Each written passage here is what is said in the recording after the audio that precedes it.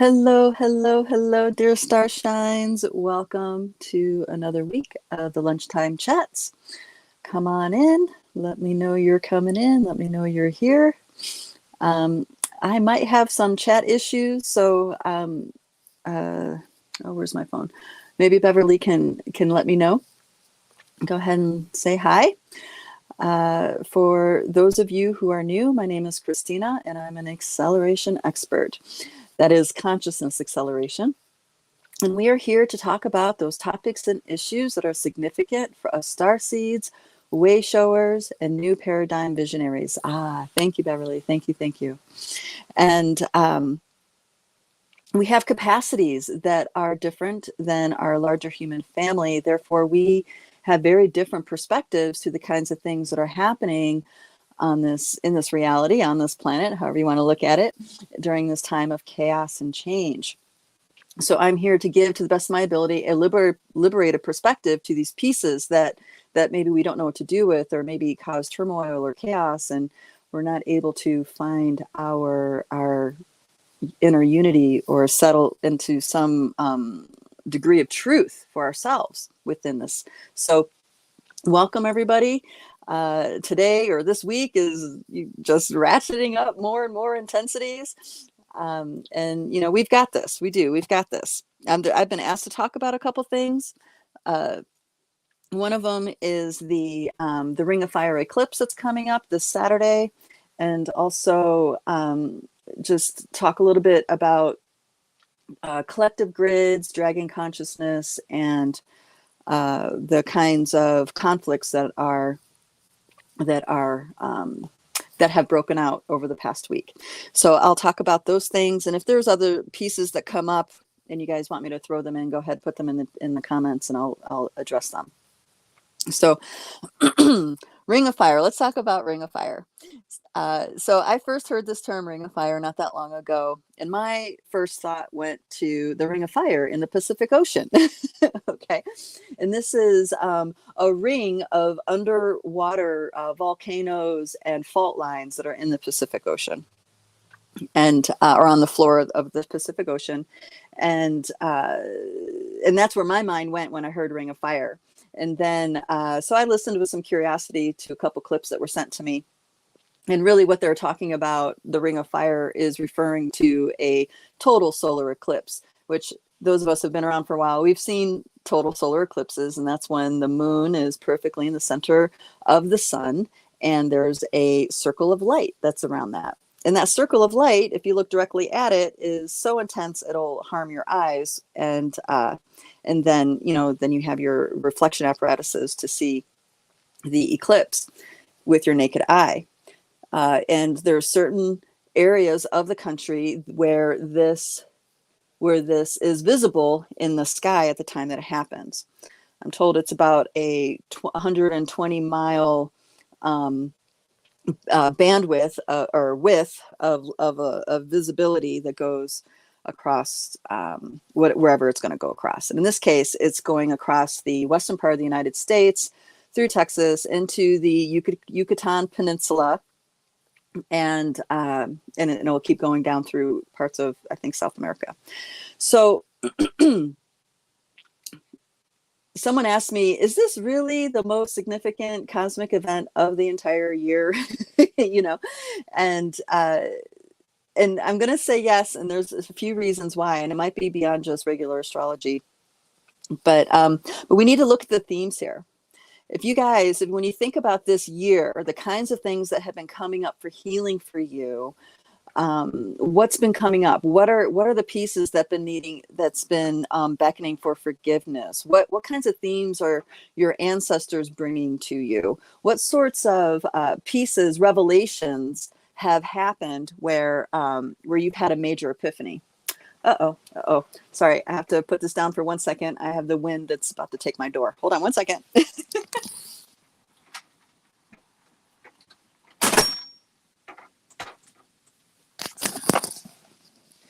Okay, sorry about that. So hello. All right, so let's go back and reflect on the year so far, what's been going on. Now, I have the benefit, I mean, I have my personal work that I've, of course, been doing, but I have the benefit of working with many empath psychic intuitives from around the planet. Most of them right now are in the Western Hemisphere, but there was a significant time when we had a lot of people in the Eastern, Southeastern Hemisphere. So I had the benefit of seeing like a eagle's view of the kind of healing going on for the collective. And the main themes were healing the split, the split between divine masculine, divine feminine, the conflicts that happen between male female consciousness. And there has been a lot of opportunities to heal our inner masculine wounding. And this, you can also speak about this archetypally. Now, this year was really significant because we had this healing happen, and then we also had our nodes change, our lunar nodes. So lunar nodes, what this is that, you know, the moon has an ecliptic and there's a north node and a south node. We call them nodes, but really in ancient teachings, it's called the dragon's head and the dragon's tail. Now, let's talk about dragons for a minute, dragon consciousness. Now, there's a lot of talk about dragons lately. Those of us, you know, we've been waking up to this for years and years and years. And I first encountered deep teachings about dragons back in the early 2000s with one of the immortal masters that was in my life at the time. And she described dragons as keepers of all that the cosmic mother, all that is, has to forget in order to experience individuation. Okay, so we talk about this great forgetting, right? And this is in nesting dolls. There's many layers in nesting dolls and realities that this forgetting happens. And in this case, it's forgetting our eternal, our unbreakable connection to creation. These are the jewels that the dragons guard. And as you learn to shift your frequency and ripen your consciousness for expansion, you are granted access to reclaiming some of these jewels from the sacred dragons. Now, this was many years ago, and I believe she started this work in the 80s with dragon consciousness. So it was pretty quite extraordinary that that she was even at that point. But so there's that level of dragon consciousness. But then as we go further and our minds ripen, our souls ripen to expand further into reclaiming our remembering, we start to realize that we, inside of us, our very soul blueprint, so to speak, embodies certain levels of dragon consciousness, of cosmic creation consciousness. And this is closely connected into the elemental realm, the cellular intelligence, the atomic intelligence within our bodies. There's many people in Light Body that work with elemental beings. And when you start going to working with the actual elements themselves, the veil is very, very thin between elemental consciousness and cosmic consciousness. They are pretty much, once you get in there, they're one and the same. So when you're working with the elements, the pure element, or if you're working with very I'll just say advanced elemental consciousness, you are tapping into, you're getting reorganized inside yourself to work directly with cosmic consciousness. And this is how your inner dragon wakes up. And we have different nesting dolls of dragon consciousness, because everything that we see in this matrix, in the natural world or whatever, everything we see is built on this baseline of cosmic creative force. Okay, so this is significant because there's many of us waking up to these levels, and they're becoming active inside of ourselves. Therefore, they're becoming active within the energy lines of the planet. They're becoming active within the grid systems of the planet.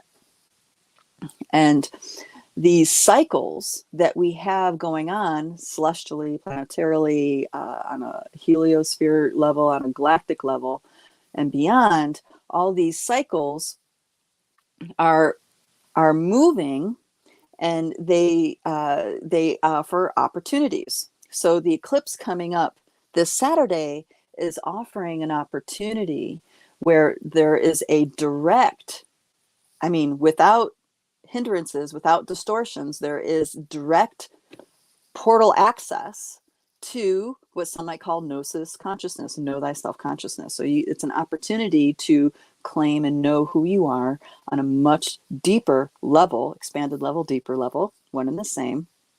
And it's all through the flavor, the cycles of the energies that are surrounding it. In this case, in the Western world, in the ego driver world, that kind of thing, it's Aries and Libra. Now, the eclipse that happened in April is now getting reactivated. So all those energies that we were working in April, guys, okay, all those energies we were working in April, which was, another eclipse in Aries.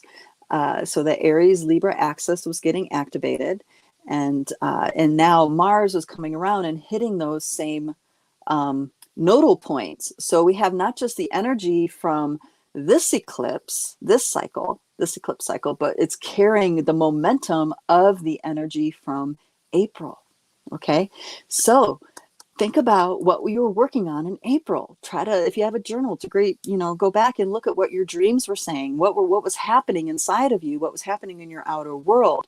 This is really important because now that's getting fired up, and that energy is getting all the insights, all the healing, everything that happened, all the beautiful forgiveness and pieces that happened during that time. All that momentum is going to assist you in accessing this gateway that's happening on Saturday. Okay. Now, if you were perhaps in total chaos all this year and you weren't able to get to forgiveness, into heart opening, into your deep feeling centers, it's gonna compound with this particular eclipse. But if you were working it, and you were doing your inner work, and you were offering yourself and others forgiveness, and you were saying true, removing the blind spots to your truth, and you're doing all this work, then that beautiful, lovely energy of grace, of harmony, of love, compassion, that's like a wave to assist you with going even deeper during this eclipse. And this is all in the flavor of Aries and Libra. Okay. Now, Aries, as you guys know, is the god of war, right? Well, in the past, it's been told to be the god of war because this infiltration has been going on a long time. But there's those of us, especially in the academy, we've been working with the energies of Aries and Mars a lot. And we're coming to this place where the consciousness of the planetary being of Mars is shifting its harmonic to be the holder of divine masculine, not the god of war. So there's this shift that's happening little by little, wave by wave, of transforming the divine masculine expression to use its energy towards being in alignment, in harmony with virtuous masculine frequencies, consciousness, rather than the warring consciousness. Now, these are cycles that are possible because we are bringing these pieces, and all these energies are alive inside of us. We alchemize them inside of us, and we begin to see the shift on the outside. And when we get together in groups and do this, it's even more powerful. So the nodes shift from Aries to Libra, and of course this eclipse is also Aries and Libra. So there's this building of energy. Okay, so the powers that be. Let's go to the powers that be, that manipulate things and cause war and plant false timelines.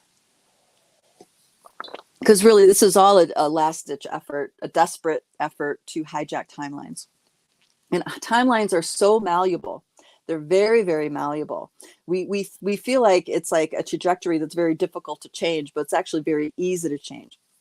especially when we are waking up to the different levels of our dragon consciousness, when we're waking up to different levels of who we are beyond the human experience, going beyond the galactic mind into the cosmic realms.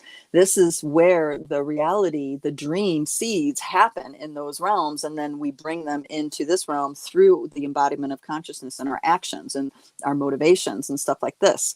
So this is a monumental opportunity for us to retake back the timelines, going towards peace, going towards abundance, wellness, clean water, you know what I mean, harmony among all of humanity. You know, this is a major opportunity for us.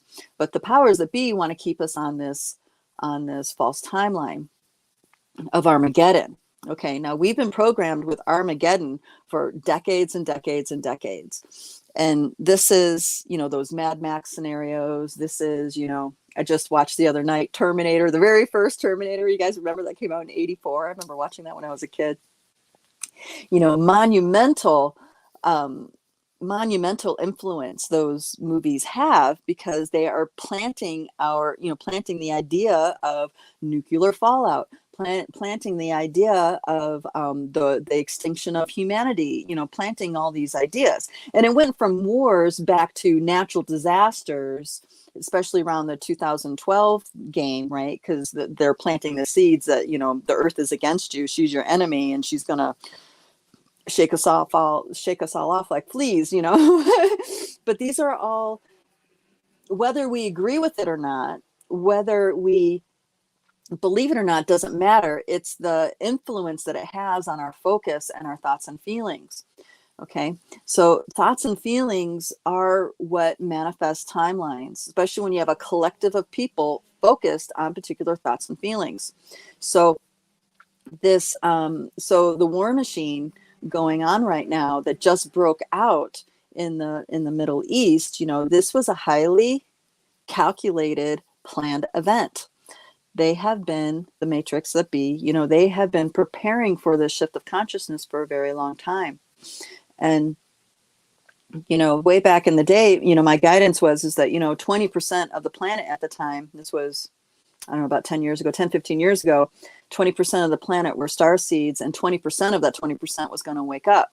And then moving further into the future, they were showing me that 80% of the children coming to this planet are star seeds, and that 80% of them are going to wake up. It's going to be a really, you know, so it's like there is a massive wave of conscious awakening happening.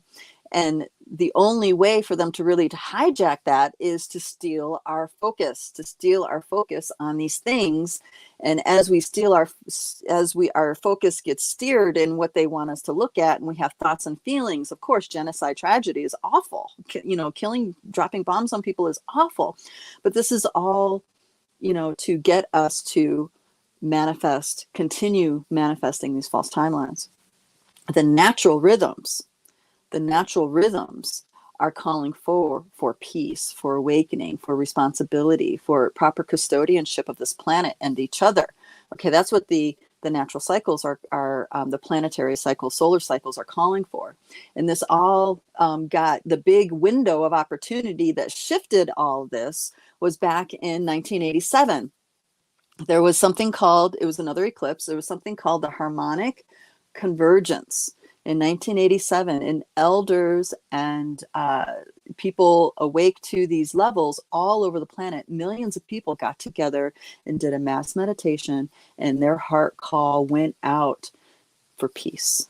Their heart call went out for peace. And that is what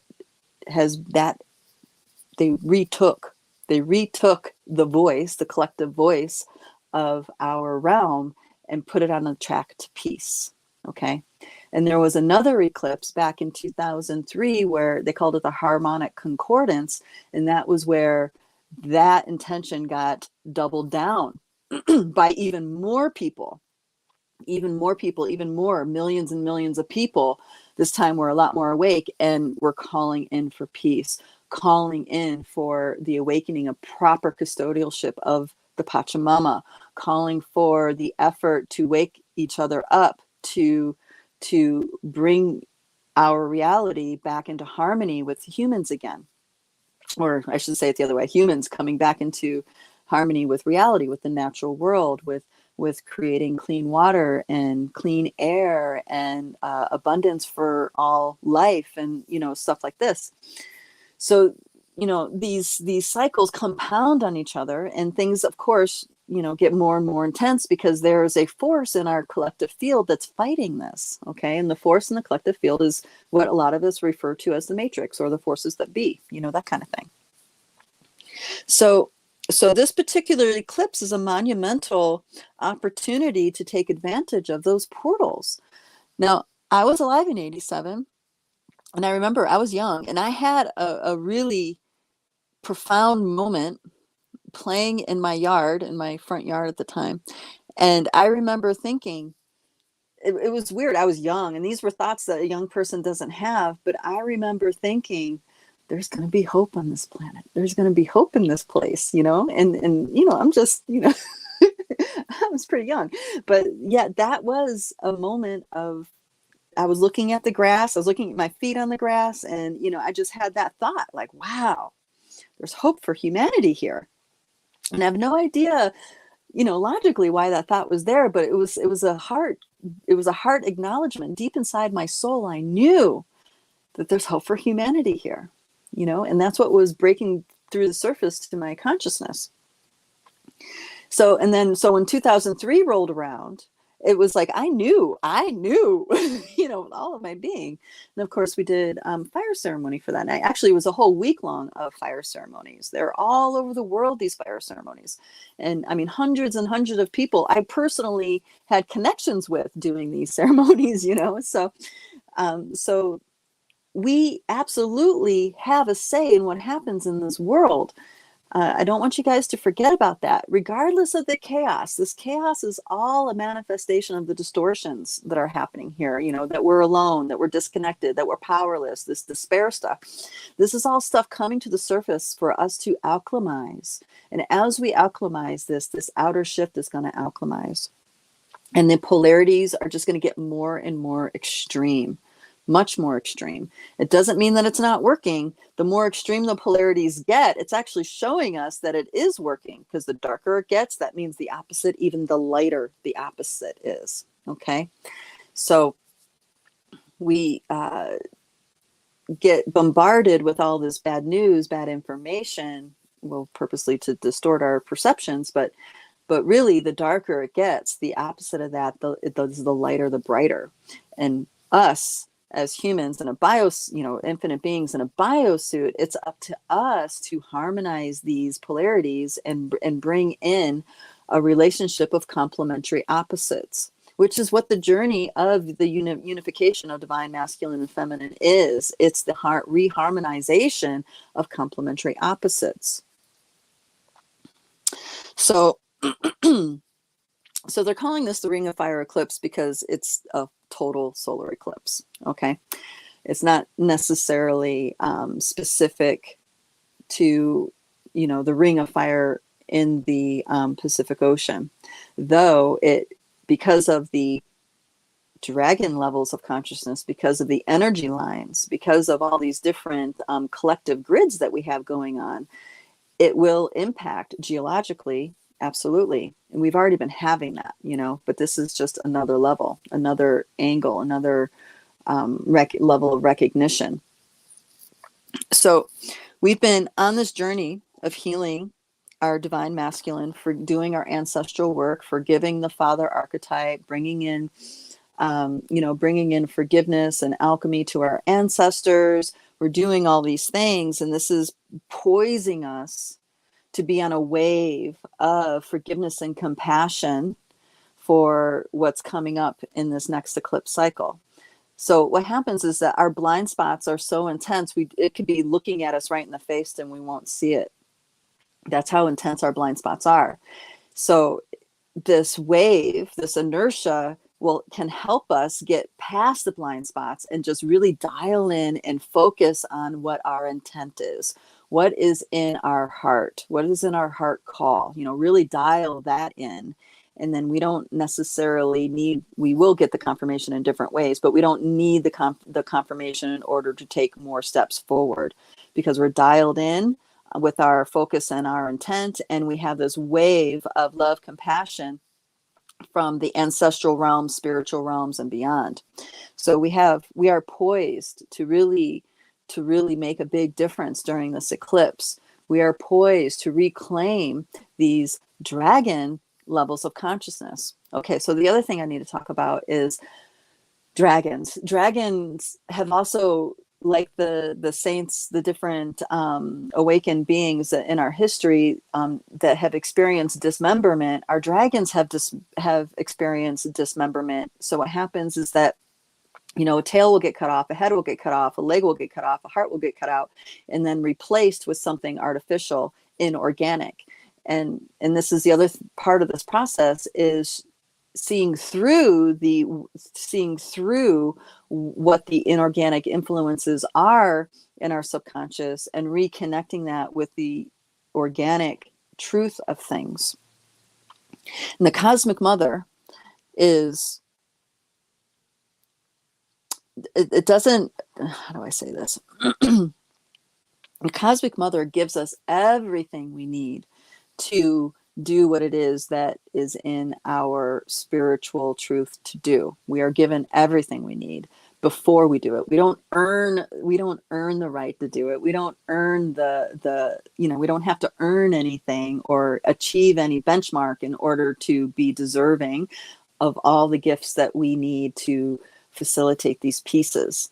This is an important thing, because our conditioning is that we have to be a good human, which means we have to do A, B, and C, and then we have to do this, and then we have to do that, and in order to be in alignment, in order to be true, in order to be this or that.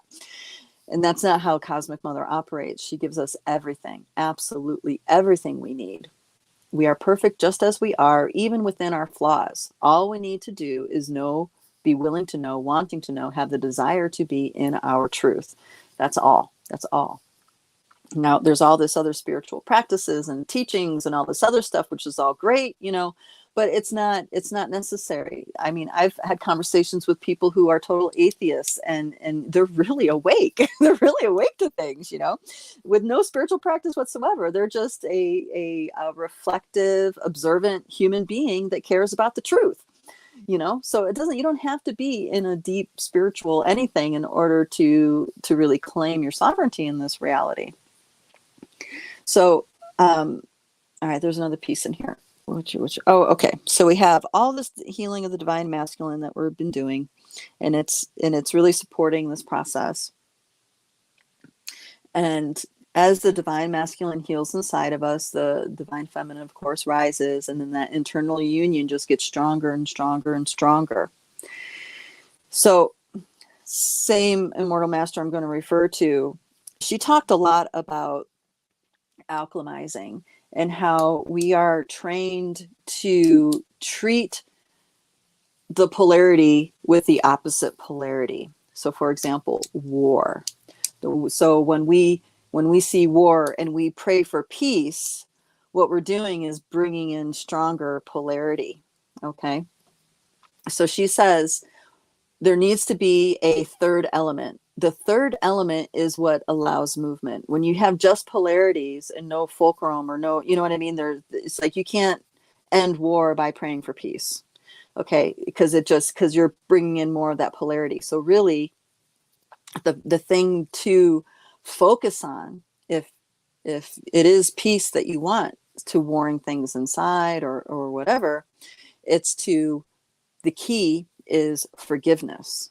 Pray for forgiveness. And forgiveness is the magic elixir to war transforming into peace. Okay.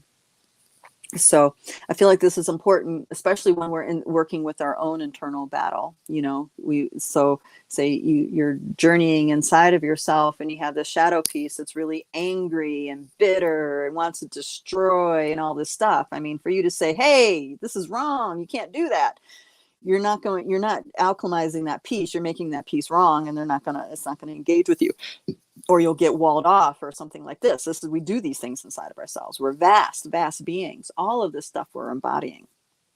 So when you get to a piece of you that thinks it's really right in the way it is, and another piece of you that thinks it's really right in the way it is, and they're not congruent, they're not working together, telling one they need to accept the other is not going to do anything. It's just going to tighten the grip. No, I'm right. I know I'm right.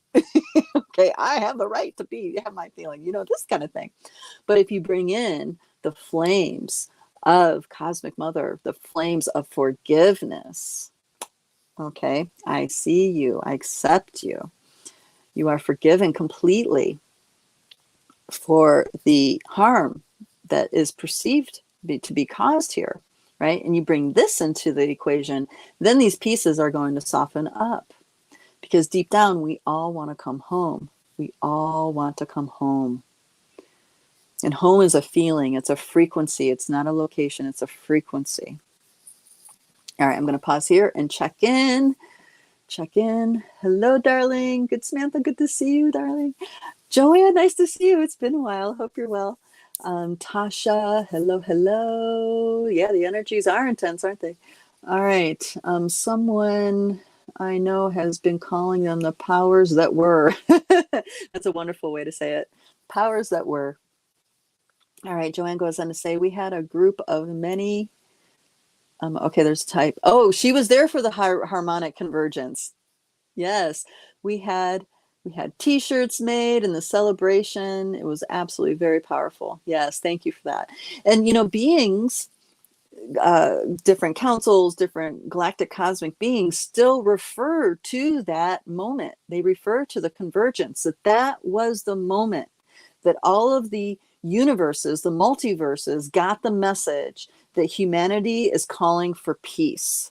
Okay, that the Pachamama, her children, are all calling for peace. That was so just so you guys know that there's beings that we're all in contact with, whether we realize it or not. And when they reflect these things to us, it's a major teaching to realize our power, and among other things. All right, dear sister Luna Rio says, hold on. I was called to Delphi this summer, where Apollo killed Gaia's dragon, Pythia. Wow. And claimed himself as Oracle. I feel I was there to do some healing of that dragon line in the belly button of the earth. Wow, that's potent stuff. Yeah, very good. The elders that I worked with, well, I still work with, especially in spirit, they talk about the different embodiments, these major events that happen at these key points in the planet. And it's true. It's like it influences the entire grid.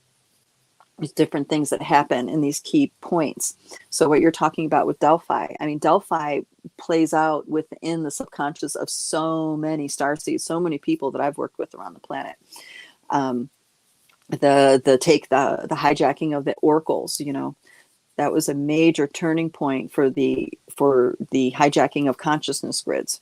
And then they also talk about, these are the sacred dream masters that I've worked with. They talk about the mountains, the Andes Rockies are actually one massive mountain range, which the Kundalini of the Pachamama, life force energy, it doesn't need to, Kundalini is specific to Vedic teachings, but they talk about the life force energy travels of the Pachamama, travels up and down that mountain range, and it goes from the southern tip of South America all the way up into Alaska and the North Pole. And that there's energy waves, there's rhythms of energy that move up and down these mountains. And when I heard that, it really clicked for me, because later on, when it was time for me to grow exponentially even further on my path, the universes, my spirit brought me to the Rocky Mountains, where I actually got to do lots and lots of ceremony with the mountain consciousnesses here. And there is there's definitely something very magical going on in this chain of mountains. It's like the dreams changed. There's a lot of things that changed. And I also started to hear the prayers of elders, and even in other people that I knew. I can hear their prayers in the winds when I would go for walks with my dog and stuff like this. So what I'm saying with this is that when you have energetically active places, you know, there's this interconnectedness that's especially available to us as we heal our wounds, as we shed these blind spots, and we're all connected. And you know, some people try, some narratives twist this into, you know, be mindful, be scared of hive mind, but that's a distortion to really what this is all about. Here, before I go down that rabbit hole, let me see one more thing. There's one more comment here. Thanks for the point of being stuck by praying for polarity. I hadn't realized the larger purpose of forgiveness. Oh yeah, thank you. Yes, forgiveness is the great elixir. And I don't mean narcissistic forgiveness, like fake forgiveness. Now you have to forgive them. No. This is a heartfelt spiritual alchemy. It's an elixir that comes from your spirit and touches with the spirit of others. And in that, we wake up. We release things that we're holding on to. Because forgiveness is a force. It's an energy. Like truth. Truth is an energy. It's very potent. Okay, so this... highly energized in our interconnectedness and hive mind. So a lot of the narratives use the example of ant colonies or use the example of bees to describe hive mind. And it wasn't until I actually took beekeeping classes, and actually my partner was taking them, and I went a few times just to learn about this because it was interesting. What I realized is that that example of beehive is not a good example, because they are all working for the same, in the same direction, and bees aren't zombies. They're not zombies just mindlessly doing their thing. What it is that there's our harmonic rhythm coming out of the queen that they designate, because they'll actually make their own queen if one is not introduced that's harmonic with the species. You know, there's this harmonic rhythm, and they all time themselves to be within this harmonic rhythm. Now, there are bees that maybe don't do that, and they leave and they don't come back. You know, that's it. They just leave and don't come back. So they all have their yes to the role that they're in resonance with to serve the larger collective, in which case it's the collecting of honey and the tending of the nurturing of the next generation, and of course keeping the queen strong, because she's the one who embodies that main rhythm. So it's a collective cooperation. It's not drones just mindlessly doing their thing with no energy of their own. That's not true. And the elementals also teach about collective grids and how they are organizing forces to consciousness. And that's a really important thing to understand. Grids are organizing forces to our consciousness. So we have a light body in our bodies that's the organizing force of our life force and our physical body. So it actually, all the ways that we live, all the opportunities, all the ways we're going to say yes, all the ways we're going to say no, how we're going to die, the kinds of sicknesses we get, the kinds of things that we fulfill, that's all within our light body. And that's an organizing force to our system. So a grid is a much larger organizing force to the overall system.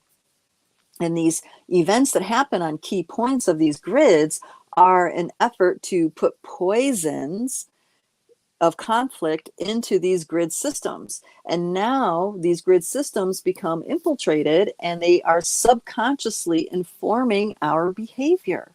Okay, so this piece about Delphi, that was a major blow to the sacred mother consciousness. Okay, and then you have these different genocides, major poisonings. Another very interesting fact, and this is what I learned when we went to Bosnia. Actually, it's Bosnia and Herzegovina. It's one country. There's a Catholic side and a Muslim side, and Bosnia is the Muslim side. This is also where the Bosnian pyramids are. Now, you go to Wikipedia and they totally knock the Bosnian pyramids as being a hoax. But I'm telling you, I've been there. It's the real freaking deal. It's absolutely the real deal. How they get away with saying that just shows you the controllers at work, right? And what's interesting is that it's in a valley, beautiful valley called Visoko. And Visoko used to be the center of the Ottoman Empire where all of the royalty would get coronated. So there was a temple there that's in ruins now, but there was a temple there that was the coronation temple for the ruins, or for the royalty. And Visoko is also a place where three rivers come together into one vortex, and the riverbeds are actually these. They did a study on this. Are the riverbeds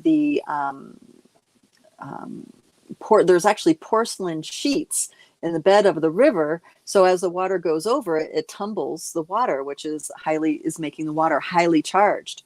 And so these three rivers come together with highly charged consciousness held water, right? And that is the center of where the Bosnian pyramid is, which is actually one of 5 pyramids of the valley.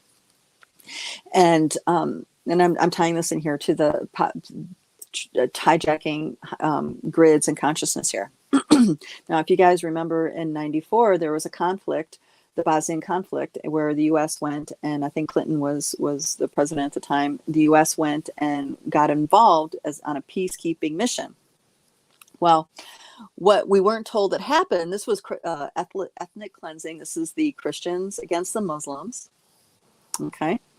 A battle that's been going on for thousands and thousands of years. If you guys recall more history, if you recall the Great Crusades, this is a battle archetypally that's been going on for a long, long time. Thousands of years, guys, thousands of years. Even before like 2000 BC, before the Christ consciousness was born here on this planet. So what they did was that they collected thousands of people from the villages all around, thousands of Muslims from all around. I think it was like 15,000, something like this, which is saying something because it's a sparsely populated area. And they separated out the women, children, and men. And without getting too graphic, because it was really, really, really jarring to hear the story, they killed them all. They tortured and killed them all in their groups. And that was all in the center of the village, right on that nodal point where those rivers came together and where these grids were anchored in by a very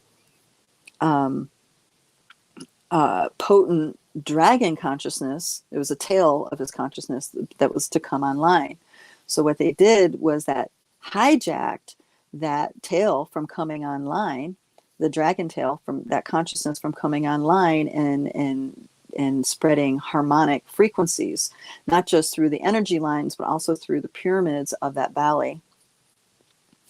And, there's a lot of layers here of the impacts that happened. But, this has been going on for a long time, and they need to do these wars, these battles, this bloodshed, because the momentum of the natural cycles are so potent that their only real grip is to influence what we focus on, influence our state of being, and poison these grids. Really, if technology was to end today, right, humans would still exist. We would still create a way to live. We would do that because that's what we do. And we would now be focused on what's good for our immediate surroundings, no longer, the larger vast expanse. We have this program going on inside of us for movies that it's Armageddon, it's Mad Max, and all this stuff. But that's not necessarily true. That's not necessarily true. That's a program. And, there are more and more of people like us than we realize. I mean, there's this whole number about 144,000. I don't really buy that. Actually, I don't buy that at all. The 144,000. And it's really, that's, to me, that I feel like that's just a frequency that they're trying to, don't have good words to point at, to vocalize things and understanding. There's millions of us. There's millions and millions and hundreds of millions of us, guys. And we're not alone. There's many, many beings who are like us, that are awake and aware, that are doing their personal work and are contributing into this collective. We are retaking this reality for sure. It's just a really bumpy ride getting there. And these cycles of the nodes from, going from, was it Taurus and Scorpio into Aries and Libra is a piece that for us to work in our favor. And then we have these eclipse cycles that we got also use to our favor, take advantage of these doorways so we can pull more of our unified divine consciousness into our being and start informing us on a deep subconscious level, and then start reinforming the grids that we also live within. Grids work through harmonic or by frequency matching. So if you're resonating with a particular feeling thought form, the energy, the consciousness of those grids will start coming in. And if you're not in a resonance with the thought forms within those grids, then they don't come in. You're not as affected. Now, and this is important because we want to reclaim our subconscious. We want to reclaim our sovereignty. We're not just drones. I mean, and that term NPC is kind of implying drones. We're not just drones. We are infinite beings in a biosuit with a very highly sophisticated intelligence if we tap into it. Cosmic intelligence, intelligence that is specifically geared to work with Mother Nature in a magical alchemical way.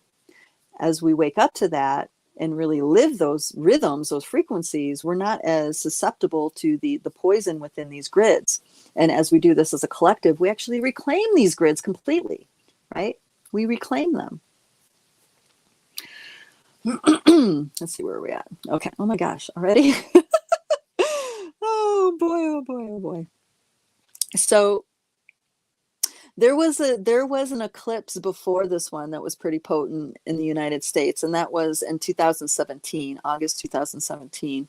And that eclipse pretty much went right across the country. It's like almost kind of splitting the country in half.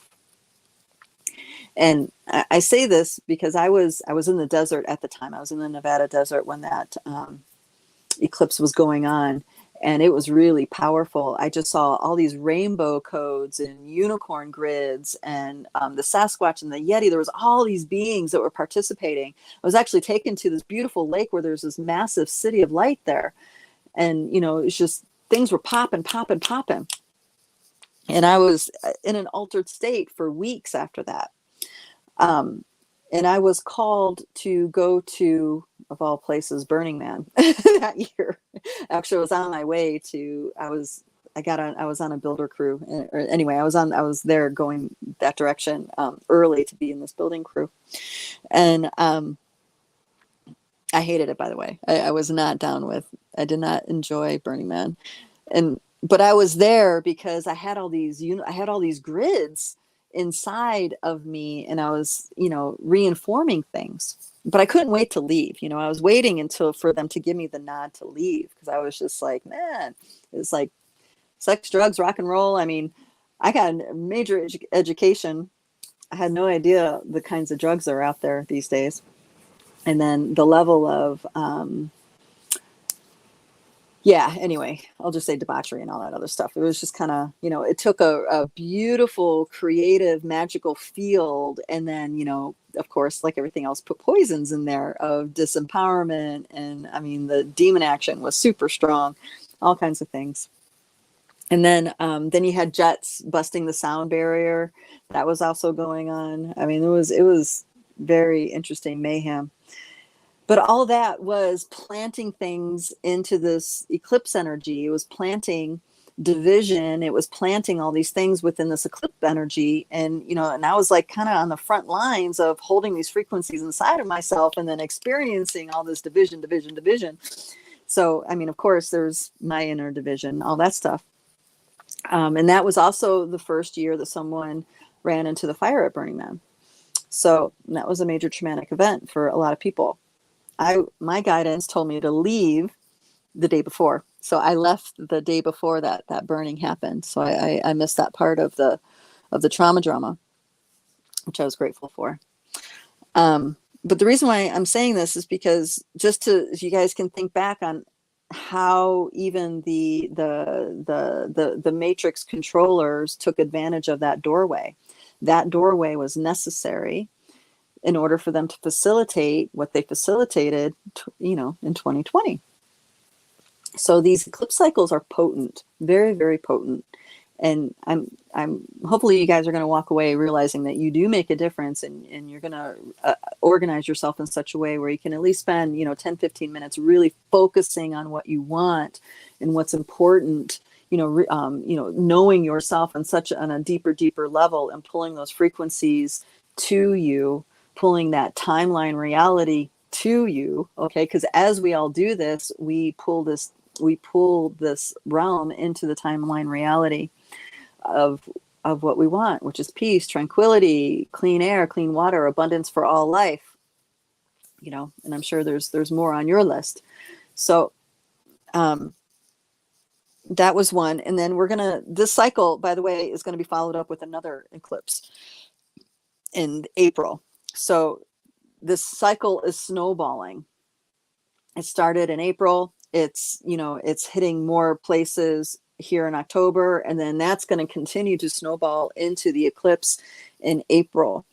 And really, Ray Ellen, and our Light Bodies resident astrologer, she's been talking about this for quite some time, and I'm sure she'll have a lot more to say as we get further in.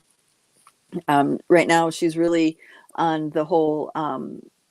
Really digesting all the encodements coming from the sun. Oh, that's the piece I have to bring in here. Sorry. I forgot about it. And that is these encodements coming from the sun. And then you have the moon coming right in front of the sun, right? That means you, with your intention and your awareness, you can actually pull these encodements to pass through the frequency of the moon, reinform the moon, and then come forward. So it's reinforming your subconscious. The moon influences our waters. The moon has a lot of, there's stabilizing aspects of the moon, and there's hijacked aspects of the moon. But what I'm saying is that these encodements coming from our sun, we can pull them right through the frequency of the moon and reorganize what's happening, reorganize the hijackings of the moon programs. Okay. There's starseeds out there who talk about the moon chains and all this other stuff. It's a reclamation, a reclaiming of not just the subconscious in that way, but also the feminine cycles, reclaiming the womb space. It's a way to get a lot of these shackles off of, the way these different hijacks have played out within this realm. So I can't believe I was not going to say that. Yeah. This is one of the most, for me, significant pieces, because, the rise of the feminine is necessary for the rise of the masculine, and us reclaiming our reproduction, the kinds of souls we bring that incarnate here on this planet, us to have reclamation of that is huge. Absolutely huge. I don't know if you guys have ever made this observation, and I'm going to say it out loud. It might not be popular, but in my experience, especially when my kids were in school and I was experiencing a lot of other families, in my experience, what I observed is that there are a lot of people that should not be having children. There's a lot of people that should not be having children, and it's because they are abusive. They use their children. They don't have a good relationship with how to raise an innocent mind because of their own trauma drama. I'll say that about dog ownership too. Most people should not be having pets because they just don't know how to take care of their pets. And that's how it is with parents. They just don't know how to take proper care of their children, and And I'm saying that, and the reason why that's so is because of these hijackings that have happened within the feminine womb space via the moon programs, the womb space via the moon programs. Okay. So this is an opportunity to actually pull those frequencies from the sun, those encodements, really high level, rainbow, iridescent, dragon, opalescent, triple diamond frequencies, encodements, to pull them through the moon, reinform, reorganize it to be in alignment with our timeline of awakening and the liberation of the feminine womb space. And this is a beautiful, beautiful opportunity, because that'll help undo that whole, poor raising of young ones, of our young minds. When we give birth to energies that are twisted and not in harmonious with our energy, it's a huge stressor to raise the children that are not in a harmonic resonance with our heart and our soul. And that's part of what this hijacking was to bring souls not in harmonic resonance with the parents, or the mother at least, or the father, or whatever. So it's just disharmony. This is why families fall apart, because there's so much conflict. Versus if we are bringing souls into this reality who are fully aligned or in harmony with our heart's truth and with our spirit, then it's effortless to be in harmony and to do right by them as young ones, to elevate them, with all that they need, giving them everything they need to find their purpose and live a happy, authentic life, So adding that piece in there. All right. Is there anything else that I need to be adding in on this? I'm saying this out loud to you guys, but also to myself. Okay, nesting dolls of dragons. I have a story here. I'll end with this story, so we understand. Maybe hopefully it'll bring understanding. So as we wake up to these different, we'll say, templates of consciousness that are our dragon levels.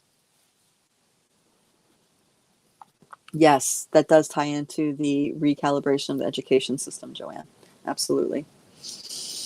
All right. So as we wake up to these nesting dolls of cosmic forces that we recognize as dragon consciousness, and we embody them, what's cool about this is that we can actually be a part of grid work without being a part of the grid work. And what I mean is, I had this experience where, I've been doing this for a long time. I'm working with these dragon levels. I have several different nesting dolls of dragons, of dragon consciousness, fully activated and engaged, let's say, in the, within me in this realm. So, cosmic, galactic, all these different nesting dolls. I have those templates active inside of my being, which is why I understand things in the way that I do. But anyway, there are starseeds all over this planet doing grid work. And there was a particular starseed that I was aware of doing grid work. And I was like, oh yeah, that's cool. And I didn't necessarily resonate with their style of grid work, but it was like, I absolutely respect it. It's good work. That's great. But I didn't continue to engage with that style of grid with them, with the group, and that style of grid work. But there's times when I'll just be driving down the road, I'll be just sitting here doing whatever, and boom, I'm there in the grid work activation stuff that they're doing without even realizing it. It's like I can feel the presence. I can feel the energy being called into the work that they're doing. And I remember thinking, like, how the heck is that happening? I am not my ego driver. The individuation of who I think I am is not consciously trying to participate in that. How are they able to call on my frequency? Because it would also come in dream time too. I'd feel it all happening in dream time. And what I realized is that they are tapping into certain levels of dragon consciousness that is alive inside of my being. And that's why I feel it, I feel it, I'm aware of it so freaking clearly. Now, you might look at it as, being an unwillful participant, but that's not true. What it is that they are tapping into that dragon consciousness that they are a part of too. We're all a part of it. We're all a part of it without exception.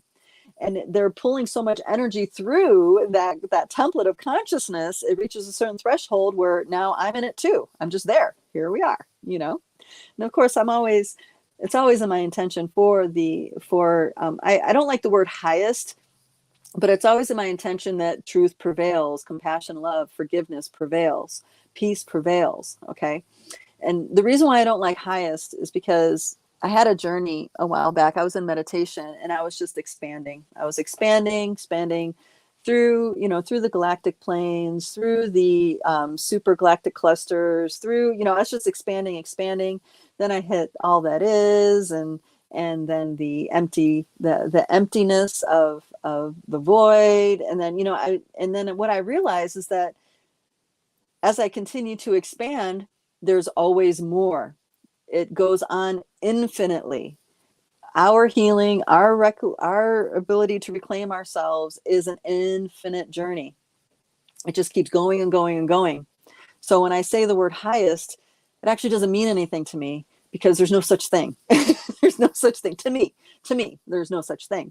So I'm in the process of figuring out a wording that really works for the reality as I'm experiencing it.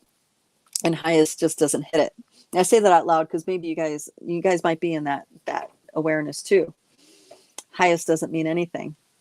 There's higher, but my default is going to truth.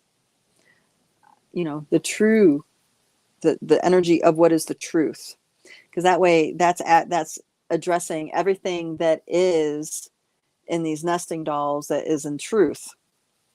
Okay, and it's leaving out the distortions, the reversals, and all that other stuff. It's like those do not have a play here. Only what is in the truth. The truth for the spirit of Pachamama, the truth of my infinite nature, that kind of thing. Okay. There we go. Thank you, everybody, for being a part of this conversation. I hope you guys are able to make some time to sit in meditation and focus and take advantage of the solar eclipse this Saturday. Do consider everything that I talked about with that masculine energy. If you don't know where to begin, you begin with your father, your uncle, your brother, your significant other, and just bring them into a forgiveness practice. Any harms, any hurts, any heartache, any pain, any blame that you have for any of them, bring them into a forgiveness practice. That would be a beautiful way to start, a beautiful way to get going and being able to take advantage of pulling these energies through. And I'm saying pulling like this, but really it's, a revealing like this, but however that works for you. All right, guys, thank you so much. I shall see you next week. Bye-bye. Until next time.